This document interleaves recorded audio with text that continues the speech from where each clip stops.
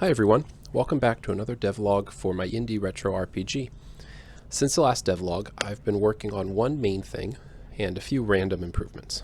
The one main thing is the first dungeon of the game, D'Andrade's Tower.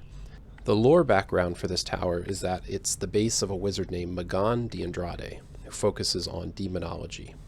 He's breeding animals and then possessing them with summoned demons to make a demonic animal army that's entirely under his control.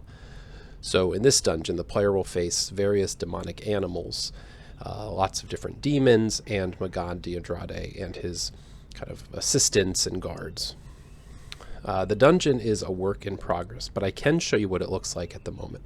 I have combat encounters turned off as I wander around, so as not to spoil too much, and also speed things up a bit.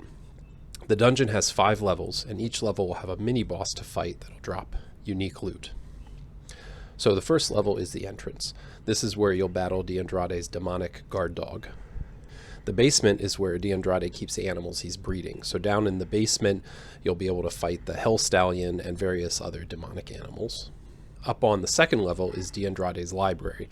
This is where you'll be able to fight D'Andrade's head researcher and some of his research assistants. The third floor is the kind of a planning and organizational floor. So this is where D'Andrade and his assistants plan their rituals, do research and the spells. And so the mini-boss here will be D'Andrade's head wizard. Finally, up on the 4th floor, which is the top, this is where you'll find D'Andrade himself. This is the floor where the summoning of demons takes place and the animals are possessed. D'Andrade will be the final boss here, and he'll drop some very strong items for the level range.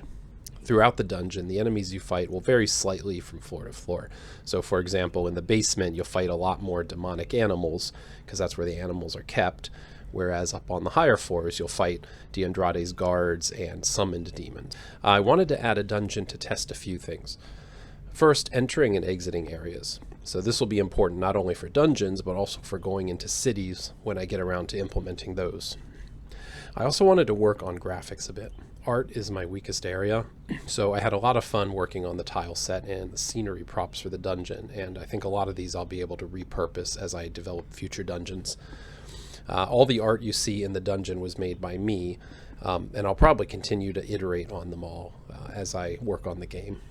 I especially like the subtle particle effects on the torches and the candles. I'm hesitant to go too heavy on particle effects because I don't want to ruin the NES aesthetic. But I think strategically placed pixel particles like these add a lot to the areas. You can let me know what you think in the comments. Another thing I wanted to test is boss fights. For normal encounters, they'll randomly pop up as you move around, like is typical for this kind of RPG. However, for bosses, I want you to see the boss in the world, and you can walk up and interact to begin the fight. I don't want boss fights to surprise you.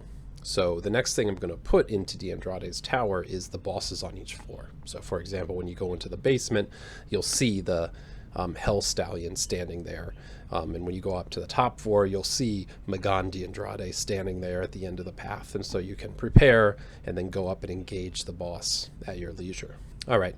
Just to wrap things up, a few odds and ends that I've been working on as well. A big one is differentiating enemies depending on biome. For example, right now we have the grassland biome and the forest biome. So when you're in the grassland, you'll encounter various slimes. If you move into the forest areas, you'll encounter different types of wolves and giant insects. Now that I have this biome system implemented, I can use it for all types of areas. So if you go into kind of a snowy area, you'll encounter snow-themed enemies. If you go maybe onto a beach, you'll encounter kind of beach or sea-themed enemies. Deserts will have desert enemies. So it can really switch things up as you move around. Another thing I got working is treasure chests. There are a couple test ones in D'Andrade's Tower, and now that they're working correctly, I'm going to start putting them in exactly where I want them to make treasure chests kind of strategically placed and populating them with loot. The nice thing here is that I was able to use the same system I developed for loot after battles. So basically, when you are opening a treasure chest, what you're actually doing is looting that treasure chest. All right, as always, thanks for watching, and let me know down in the comments what you think about D'Andrade's Tower and anything else about how the game's progressing. Make sure to like and subscribe and hit the bell to see future devlogs.